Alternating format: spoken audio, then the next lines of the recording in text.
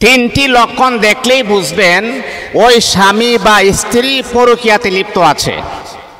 আপনি কিভাবে তাদেরকে ধরবেন? অনেক নারী আছে স্বামীর সংসারও করে আবার তার পরকীয়াতে জড়িত আছে।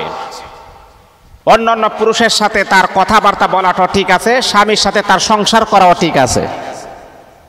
বাবা, আমি আপনাকে বলছি, শুনেন, আপনার স্ত্রীর মাঝে যদি তিনটা লক্ষণ যদি ফুটে ওঠে তাহলে বুঝতে হবে যে আপনার স্ত্রী আসলেই পরকীয়াতে যুক্ত আছে।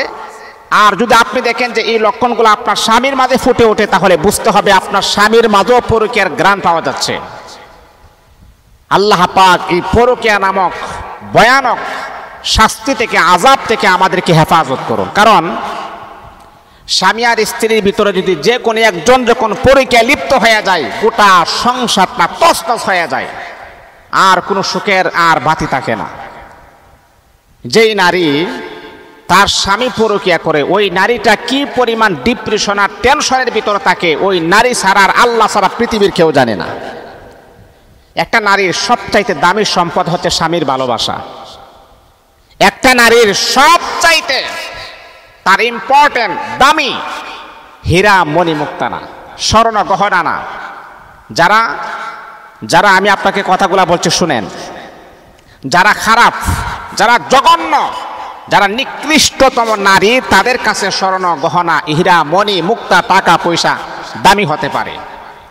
কিন্তু যারা আবেদা, সালেহা, জাকেরা, তয়্যিবা, নেককার মহিলা, তাদের কাছে সবচাইতে দামি হচ্ছে স্বামী, এবং স্বামীর আদর্শ হচ্ছে তার কাছে সবচাইতে দামি। হীরা মণি মুক্তাকে একদিকে রাখবেন আর স্বামীকে আরেক দিকে রাখবেন। স্বামী ভক্ত নারী যারা হবে, ভালো বংশের নারী যারা হবে, তারা হীরা মণি মুক্তাকে লাথি মেরে ফেলে দিয়ে স্বামীর কাছে চলে আসবে। কারণ আমার স্বামী যদি বেঁচে থাকে, আলহামদুলিল্লাহ, আমি হীরা মণি মুক্তা সবকিছু আমি ব্যবহার করতে পারবো। স্বামী যদি না থাকে তাহলে আপনি হারে হারে বুঝতে পারবেন যে স্বামীর যে কি পরিমাণ মূল্যায়ন। এ আল্লাহ তাআলার বান্দী শোনেন,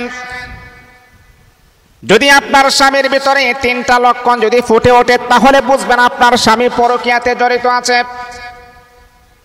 এই আমার যুবক ভাই, যদি আপনার স্ত্রীর মাঝে যদি এমন তিনটা লক্ষণ যদি ফুটে ওঠে তাহলে বুঝতে হবে আপনার স্ত্রীও পরকীয়াতে লিপ্ত আছে।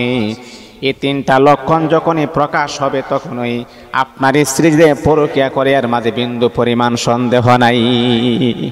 এর আগে সন্দেহ করে স্ত্রীকে কখনো মারধর করবেন না, আঘাত করবেন না। আমরা অনেক সময় আছি, হুজুর যেহেতু বলেছে তিনটা লক্ষণ ফুটে উঠছে তাকে মারধর করছেন না। ভাই, আপনি সন্দিহান ভাবে সংসারের মাঝে বেজার লাগাবেন না। আপনি যখন এই লক্ষণগুলা যখন ফুটে উঠবে তখন তাকে ইনকোয়ারি করবেন, জাস্টিফাই করবেন।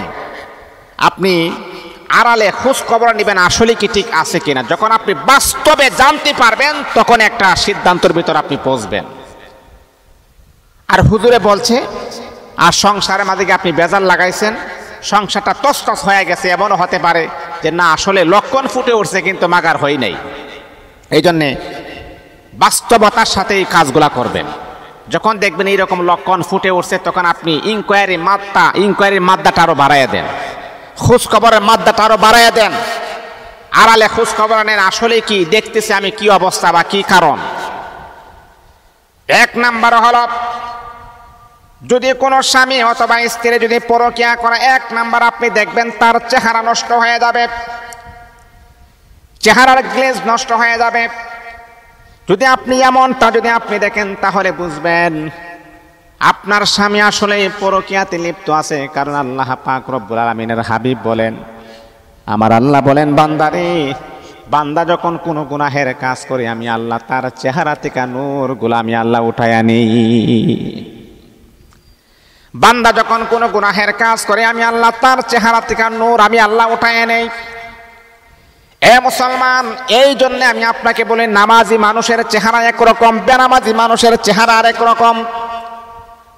আল্লামা মুস্তাকুন নবী কাসিমে আল্লাহ পাকের পেয়ারা বান্দা বলেন, শোনেন, যারা নামাজ পড়ে এবং যারা নামাজ পড়ে না, আমি মুস্তাকুন নবী কাসিমি বেনামাজিকে আলাদা করতে পারবো, নামাজিকে আলাদা করতে পারবো। কারণ বেনামাজির চেহারার ভিতরে বিন্দু পরিমাণ কোনো নূর থাকে না। নামাজিওয়ালা ব্যক্তির চেহারা যতই কালো হোক তার চেহারার ভিতরে এক প্রকার আল্লাহ প্রদত্ত নূর আমার আল্লাহ দান করেন। এটা হলো 1 নাম্বার। 2 নাম্বার হচ্ছে যখন আপনি দেখবেন আপনার আয় রোজগারে বরকত একেবারেই কম, ব্যবসায় আগে যেই পরিমাণ লাভবান আপনি হইতেন এখন একেবারেই নাই বললেই চলে, সংসারে ভেজাল আছে। এমনটা যদি হয় তাহলে বুঝতে হবে আপনার সংসারে ভেজাল আছে, সংসারে সমস্যা হচ্ছে, যার কারণে আপনার সংসারটা এলোমেলো হয়ে যাচ্ছে। আগে একরকম ছিল, এখন ডিফারেন্স হয়ে গেল, রাত আর দিনের মতো বেশ কম হয়ে গেল। মানেটা কি? অবশ্যই তদন্ত নিবেন, সংসারে একটা না একটা ভেজাল চলতে আছে।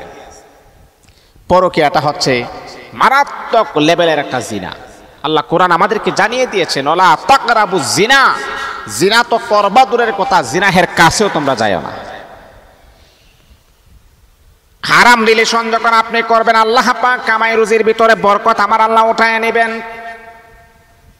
এবং স্বামী অথবা স্ত্রী যখন পরকীয়া করে, ওই পরকীয়া যদি আপনি চালিয়ে যান, আল্লাহ পাক রব্বুল আলামিন আপনার সংসারের ভিতরে আমার আল্লাহ অভাব অনটন লেগেই থাকবে, কখনো এটা দূর হবে না। এটা হলো 2 নাম্বার। 3 নাম্বার হচ্ছে অসুস্থ হয়ে যাবেন। পরকীয়া যখন আপনি বার যখন পরকীয়া যখন করবেন, আপনি অসুস্থ হয়ে যাবেন, দুর্বল হয়ে যাবেন, শরীরে শক্তি আপনি পাবেন না, শক্তিগুলা নষ্ট হয়ে যাবে। এই জন্য আমি আপনাদেরকে সাজেস্ট করব, পরকীয়া নামক ভয়ানক জিনাহা থেকে আল্লাহ পাক আমাদেরকে